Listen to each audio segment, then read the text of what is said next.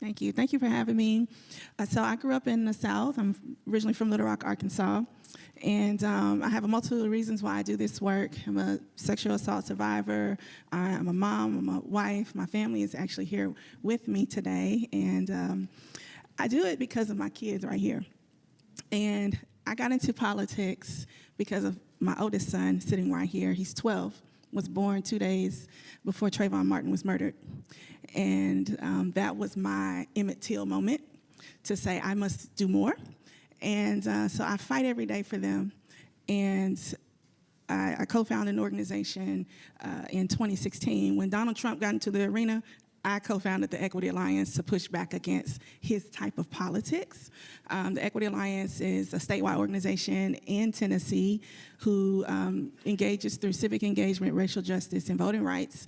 And so a lot of the work that we've done on the ground as grassroots organizers is challenging the Tennessee Republican supermajority. And so I got famous for that, registering voters across the state. We registered 91,000 Black folks in 2018. Thank you. Yes. And we also sued the Republican supermajority twice and won on civil rights cases. So thank you. So it's possible to win in the South.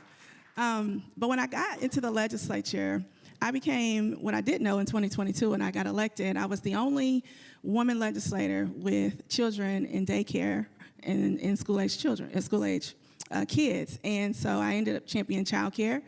And so my experience as a woman legislator is uniquely different from anyone else in the legislature. I am doing drop-off and pick-up every day in the morning before I even get to 8:30 floor session. That is nobody else's experience but mine in the legislature. And so this is a full-time job on top of the full-time job that I do have, because we are working class legislators. We're not rich to be able to do this full-time. So it is a challenge. And then the other challenge for me is that I represent Nashville, where the capital is. So my constituents don't understand that from January through April, I am in full legislative mode, so they don't understand that I can't come to your civic engagement panel discussion in the evening because I'm in floor session.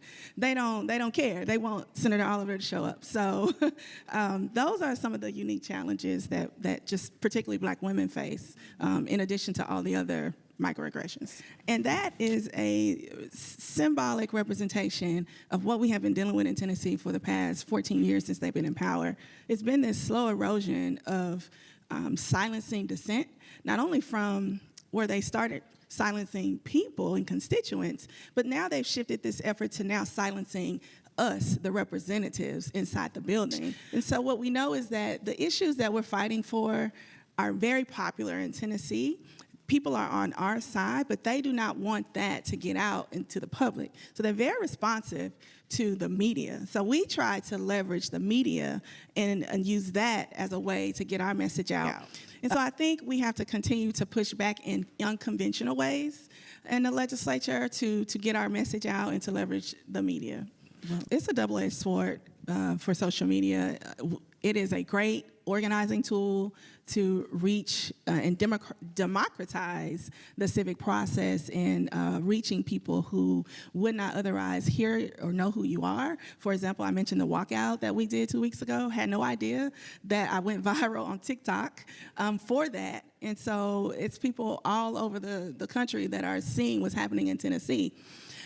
But on the flip side of that, dare I say, social media has made us lazy as civic engagers, because we want to put everything on social media, but we don't want to organize offline anymore. We're not doing those traditional tactics that we saw in the civil rights movement that got us the legislative win.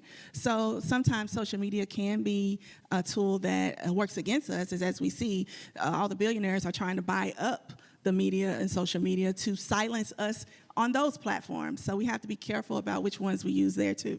Yeah, I represent 4 HBCUs in my district, and that is a golden opportunity to harness young people, but we gotta connect the dots for them, because we can't just stop at protesting, right? We gotta help them move through that civic engagement pipeline and say, okay, what's next? And also connect the dots from what's happening in the legislature to how it affects them in real life. But one of the things working against them in addition to gerrymandering, is that we don't allow students to use their college ID to vote, and there are no polling precincts on a college campus in Tennessee. So it's specifically designed for them not to participate in this process. I lean on my faith, and we have to remember that we are more than conquerors, and we are winning right now. As much as it doesn't look like it, we are winning. A dying mule kicks the hardest. Yeah. And right now, a dying effort of the Southern Confederates are trying to hold on to what they got. But the progress we've made since 1964, and before that, our ancestors, we got to hold on to that. And remember and keep that hope. Hold the line. Don't give in. Don't comply. And let's hold on to each other.